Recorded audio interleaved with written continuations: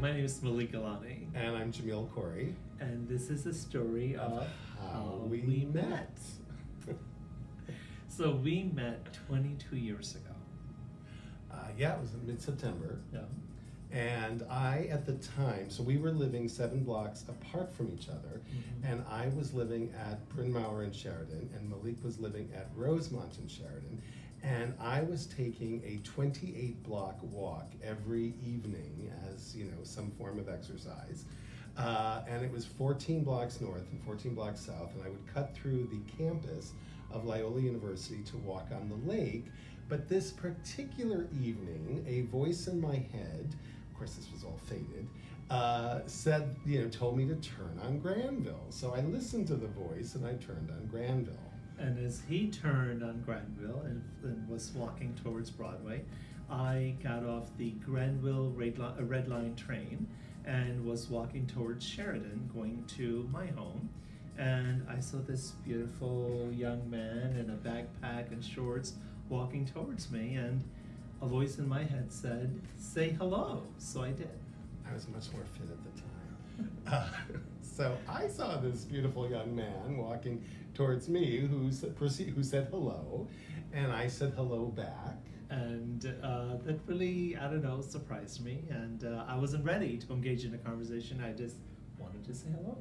So it freaked me out a little bit, and I decided to keep walking. But then, as gay men are prone to do, I turned around to see if it was still looking at me or not.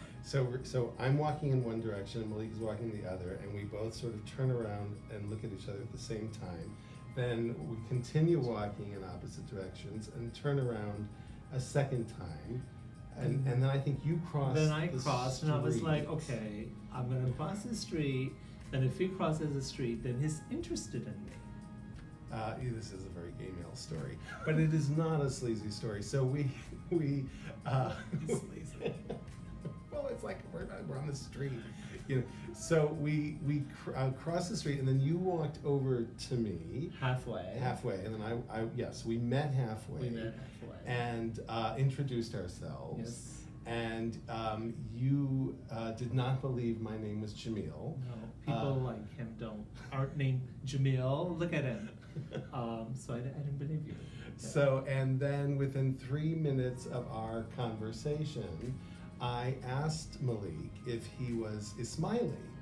And Ismailism is a sect within Shia Islam. And I had actually known many Ismailis from my University of Chicago day. In fact, I kept sort of randomly meeting Ismailis, and then I became like the Ismaili networker on campus. And also, my father is from Syria, and he knew of Ismailis growing up. We're Syrian Christians, and he knew of Ismailis. So this is really freakish, right? This guy, his name Jamil, and he knows about Ismailis, and is asking me if I'm Ismaili. And I'm just thinking this is all too weird, and I don't know if my parents hired him or what was going on here. So we ended our conversation by you giving me your number. I gave you my number, and then I waited the requisite 3 days before calling him, because I didn't want to be fast. And so you called in 3 days, No. And I think you said, what are you doing? Do you have plans this weekend or on Sunday or something?